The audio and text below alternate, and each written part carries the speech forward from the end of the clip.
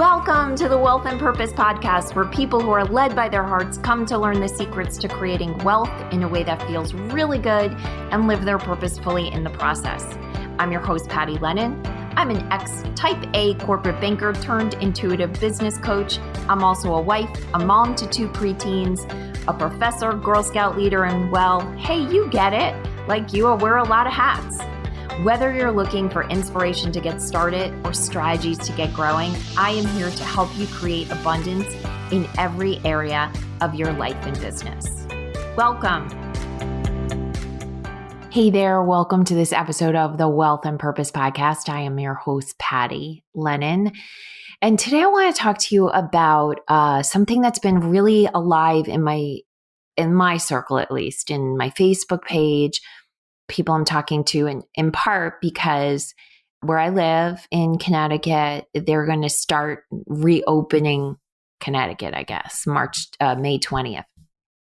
And I think that date has been similar for some other areas. I know one of my friends and clients in Germany, her kids are going back to school May 25th. So I think in different areas of the world, things are starting to come back alive, if that's the right word, or maybe just start to go back to some different stage of this isolation, right? Which seems like we're moving towards going back to, I hate to say normal, because I don't think that's what we ever were, but just we're heading in a different direction, right? We're coming out of complete isolation, I guess. And so there's this sort of bemoaning not having done more with this isolation, or maybe just a feeling of regret or questioning, did I do enough? And what's interesting is I find that is actually a question that so many people ask themselves so often in so many circumstances. This isolation is this very condensed event because everyone's experiencing it at the same time. So maybe the questioning is happening consistently at the same time. But I think so often we end up in these places where we say, oh, I didn't, my husband actually says that, about his 20s. He wasn't more productive. He really focused on having fun and going out and whatnot. The thing is that everything that happens in our life is happening exactly perfectly for us. Now that doesn't mean it feels perfect at all. It just means that exactly what happened is what happened, right? And who you became in the process of that is exactly who you were meant to become. And that feels like such a hard message to receive when you wanted to accomplish or be or do something different. But my experience is that is really the truth. And for me, as I've been reflecting on this, as we move back in, in a couple of days, reopening the state, and the reality is my reality is not going to change very much at all because I can still work from home and my husband can still work from home and the schools aren't opening and we're really not going to change our behavior. We're not going to start going out in public more, really out of courtesy to our community. We don't have to go out. And, with less people circulating, there's less opportunity for the virus to circulate. And I'm not judging anyone that chooses to walk this path differently. Whatever is right for you is right for you. That's just what's right for us. So things aren't necessarily changing that much for us. But as I've been reflecting on it, my children really are my teachers when it comes to this idea of just being who you are in this moment.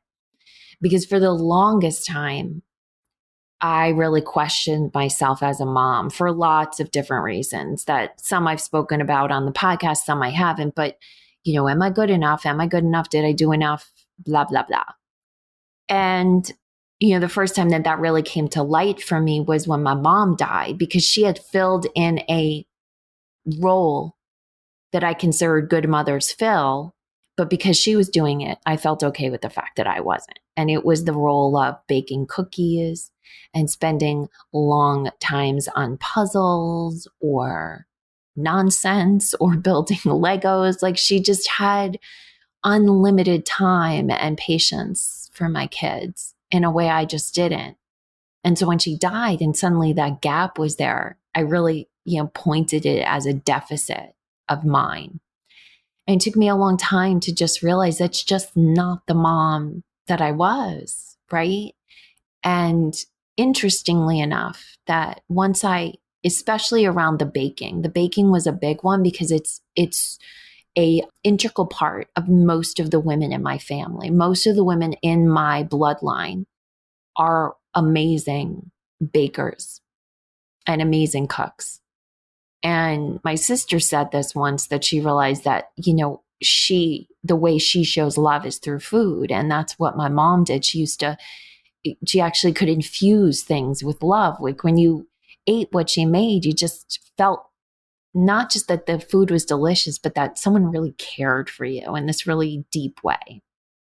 And so not passing that on to my kids, because there was a time in my life where I was that way, but it didn't interest me anymore.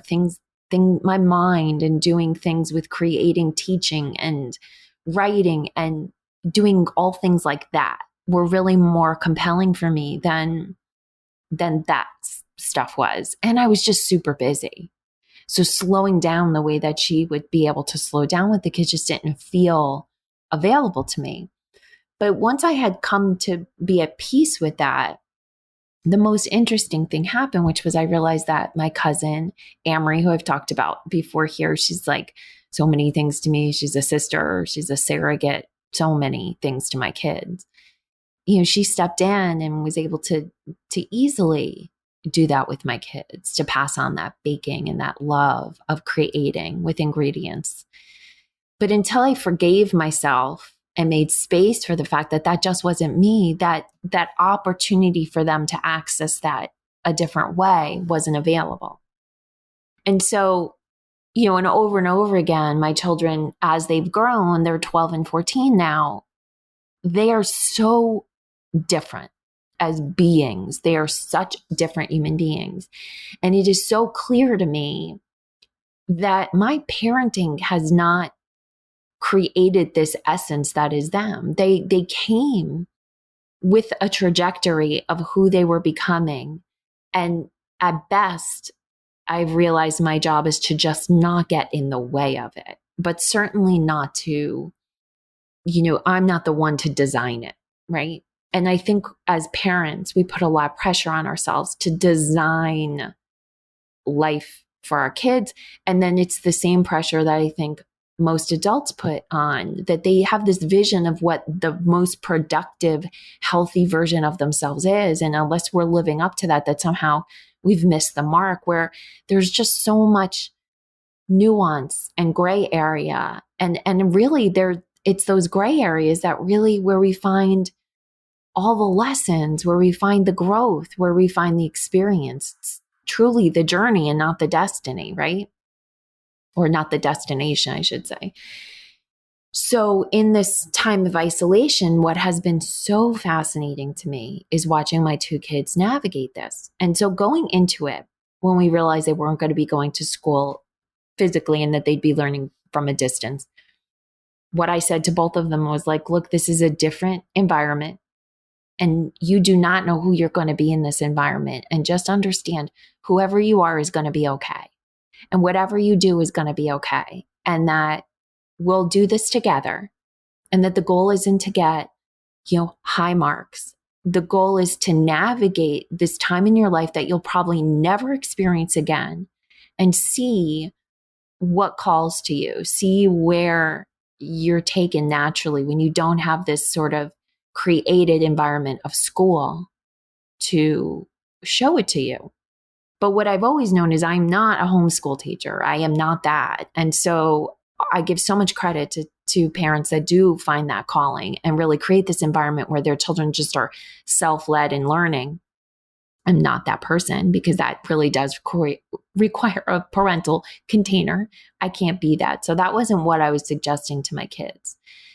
What I was suggesting was, look, you've got all these resources in the school, and you decide what you want to achieve and then decide what else you want to do with your time, because mom and dad both are working, and my husband and I have both been blessed to continue to work the hours we were working, to have work to do. And so here we are, whatever we're in, 8 weeks in.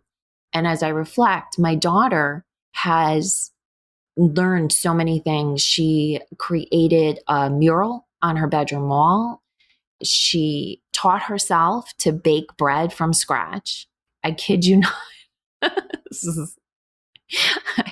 She, with her Girl Scout troop, they virtually created an entire video montage for Teacher Appreciation Week. I mean, the list goes on. She taught herself how to build a successful herb garden. And she's actually planting that with my husband today as we speak, because that is yet another thing that my ancestors have. A green thumb is not what I do. But luckily, my husband and his family actually have the same green thumb, and my husband did inherit it. So that's wonderful. Just on and on the project. Oh, she's designed a workout for herself. I mean, she's kind of the epitome of like, I think what we thought we'd be like in isolation, but that's her. But she did all that on her own, like if it had required me, that would have been a problem. I mean, there were a couple of things she needed me in that, in having to let the bread rise, a couple of times. She did that on her own, but once it required, heat, that does make her a little nervous. So putting the bread in and out, taking her to buy the herbs, and with the wall mural, she needed, my husband's help with the paint and stuff. But overall, we've done very little to contribute to this, productivity per se. Now, my son has fully embraced and been thrilled with the fact that we've gone to pass-fail grades. And he has, as best I understand it, mastered some significant level in Fortnite. And you know what?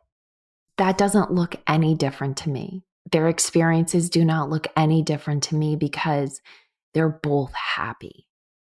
And because they're both happy, I am proud of myself.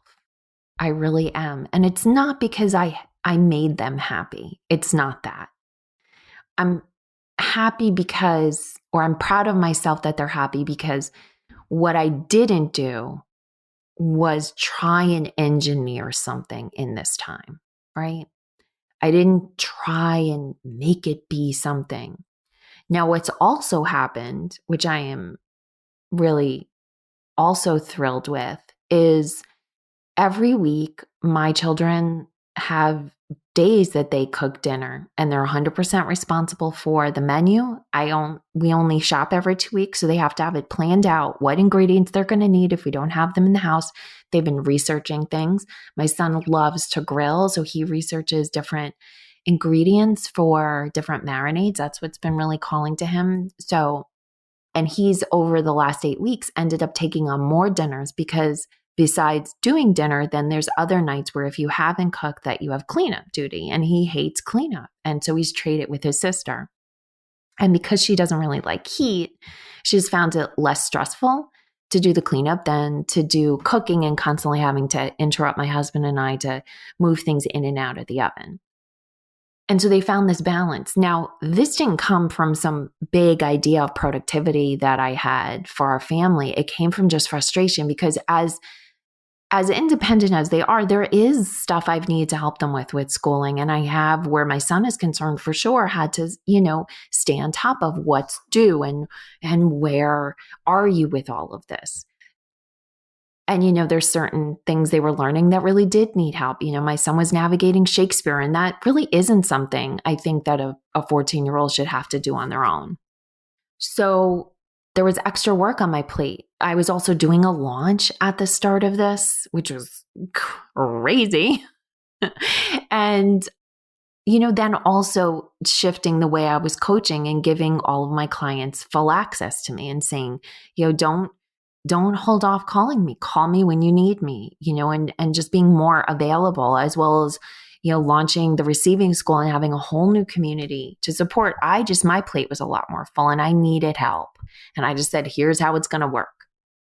Additionally, we stopped having our cleaning person come in. So we were paying her, but we weren't actually having the cleaning done. So we need to get the cleaning done. And my kids now are consistently every week cleaning different things, and they have their jobs. Now, this is something in my head that I've had that we should be doing all along. I just didn't have the bandwidth or the focus to make it happen. And it didn't happen because I said, and actually I'll say in contrast, all these times where I knew this should be happening, it never was. And that's because it wasn't important enough to me. But now in the context of where we were and making sure that they were doing stuff that actually didn't include a screen, this became something really important to me. And so the context drove the results, right? Not some mental idea of what we should or shouldn't be doing. And so now they're cleaning every week and they're doing a great job of staying on top of their laundry and their bedding, where before it used to have to be like, have you done your laundry for the week? Have you done your laundry for the week? Do you have enough clothes for school? But because they were in travel sports and we were all just flying by the seat of our pants, that was always this sort of reactive game. And now it's not. But all of these things that have happened out of necessity, like out of this feeling like, this is what will serve me, not trying to be a good mom, just trying to make all of this work for me. And it was a pretty selfish motivation. But even in all of this, the way that each of the kids is showing up is completely different. My son, his strategy is get everything done on Monday so he can have as much time to himself as he likes. And I think that's important because he's definitely motivated differently than my daughter. I shared this probably last year, but maybe it was even longer ago. When he was in 8th grade and in 7th grade, they had fundraising kits that they could go around to the neighborhood, raise money to help pay for their trips. So they do big trips in 7th and 8th grade. And in 7th grade, the trip was, I want to say, a couple $100. And my son raised enough money to pay for him and 5 other kids. In 8th grade, I think he paid for his own trip, which was, I think, $500, and maybe raised enough money for someone else. He's amazing at sales, right? So I know having that skill, going out into the world, he loves money. He loves money. He loves it, right? And so trying to make him love productivity for the sake of productivity, it's just not him. He needs to have a purpose. He needs to have a goal. He has to have a reason where it makes sense. And to him, school has always seemed like a pretty stupid thing. And I've loved watching him feel into this empty time, the thing he thought he wanted so much in school, because as he's kind of gone through it, he's realized that, yeah, it is fun to play PS4, but he does get bored of it after a while. And then really what he wants, and he's been, on my husband every day, is it warm enough to heat up the pool yet? Is it warm enough? And finally we've hit that temperature. And so now it's, when are we going in the pool? Let's shoot hoops. He is finding his way away from the PS4 naturally. And he's finding what matters to him. And he's really finding ingredients, cooking and, researching what makes a good marinade and how to get the best grill experience. Like, these are things that call to him that he's excited about. And the thing is that I found is, unless, and this goes beyond children, this is for all of us, unless there is something magnetizing us to the future. I was just talking to a client about this. Unless you can put a lot of effort in to make something happen, but unless the thing you're headed for is so delicious, is so juicy, is so compelling that it magnetizes you towards it, you'll never be able to produce enough effort to get to the end goal. What I mean is, to get to an end goal, the goal itself has to be pulling you as much as you are pushing towards it. And so if you went into this isolation thinking, I'm going to get my house clean, I'm going to do this, I'm going to do whatever it was, the clean house, the project, whatever it was, had to have been compelling enough that it did 50% of the work for you, meaning it had to call you forward as much as you could put effort in to move towards it. And I suspect that for most people, the thing that you needed the most was rest, was downtime. And if you went through this time and what you did was you got some of your energy back, that you got more sleep, because our family is well rested. And I think that is one of the most amazing things to come out of this, for the kids not to have to be up so early for their classes. What is magnetizing you? Is it to feel more at peace, to feel easeful, to have slowed down, to have dinners together, to eat a meal that was cooked, and not be grabbing food? All those things are valuable results, right? So just check in and see, what is it that you were going for, and what is calling you forward the most as you think about moving forward, either in this second stage of isolation or just in life in general? What actually feels so compelling that the magnetism of it can do 50% of the effort for you? That's really what's going to give you the results you want. And then I just have one message, and I usually share this message. It would have been a couple of weeks ago, and it's specifically for you if you're the parent of a senior in high school, or if you are a senior in high school. And that is, and it's a little bit different this year, and I probably didn't share it just because my heart really does go out to each of you, whether you're a parent of a senior or you're the senior, because I know that this has been hard, right? You were waiting for this time with all of these beautiful events and all of this celebration, and just to really lean in and look back on your journey, and you don't get to have that. And I feel for you. My heart goes out to you. Beyond that, though, a couple of weeks ago, it was the day that most seniors say, what school they got into and what school they're choosing for college. And there's many more seniors that aren't going on to college or taking a gap year or whatever it is. And here's the message I have for you. And it has to do with separating what you think you should want, where you think you should be going, and the reality of it. And this is that I was, in my past life, a vice president of a global bank.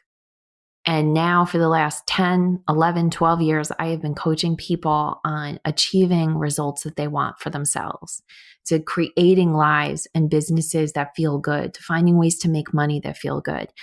And in the course of all of that, both in my time at Citi and in all the time I've spent in this current business, speaking throughout the country, getting to meet amazing people, the most interesting people, the most productive adults. And productive, I mean, are producing things that matter to them, that are contributing to the world in a meaningful way, that feel on track, that feel satisfied, that feel at peace. Those people that I've met, very few of them got into an amazing college and knew what they were going to be when they were graduating high school. Most of them struggled in school. Most of them felt dissatisfied with the education system. Most of them personally, and this is not a criticism of the education system, I mean, most of them felt unfulfilled in the school environment. Most of them craved to do something different, but weren't sure what it was, but eventually learned to trust their gut and just followed what interested them and what called to them without getting super attached to the results. And so if you did not get into the college you want, or you're choosing not to go to college, or you can't go to college because of your grades or whatever, I just want you to know you are so much closer in description to people that I have seen become inspiring, amazing leaders, that this does not have any proof whatsoever of who you are becoming, where you're going to college. And if you did get into the college you want and you're excited for that, I'm so happy for you, because just remember what this feels like. Remember what it feels like to be excited and on track and passionate about where you're headed, and follow that feeling. Follow that feeling. Don't get confused with the fact that you got into a good college or the right college or you figured out what you wanted in this moment. Don't get confused if that changes. Just continue to follow your wonder, follow your passion, follow your curiosity, because that will always lead you in the right direction, even if the path doesn't make sense, and almost always if the path doesn't make sense. And that goes for you if you are sitting here at the end of some weird period of isolation wondering, where do I go next? Follow your passion, follow your curiosity, follow what is magnetizing you forward. And if you don't know what that is, sit quietly in this moment and just ask yourself, what does my soul most want and need right now? And follow that. And hey, if you're looking for a way to connect to guides, to connect to your spirit guides, I get this question a lot. They can often be very helpful at this time. I do have a guided meditation, which you are welcome to, and you can get that in my receiving guide. So if you go to pattylennon.com/receiving guide, and we'll put a link in the show notes, you can download these 5 steps I have to like receiving more of what's happening in your life. And that step number 5 is connecting to those guides. So I send you love. I send you my hope for whatever it is that you want most from this day. And if you don't know what it is, stop right now and set an intention. Would you like to feel magical? Would you like to feel clear? Would you like this day to feel productive? Whatever it is, ask for that right now. And I promise you've started inviting in forces that will help make it happen. Have a great day. Hey, thanks for listening. And if you know someone who needs to hear this message, please share this podcast with them. And if you're feeling really generous, I'd love for you to leave us a review on your favorite podcast app. It helps us reach many more people, and it fills my heart with so much joy when I hear what you had to say about what you heard. I am cheering for your success. Have an amazing day.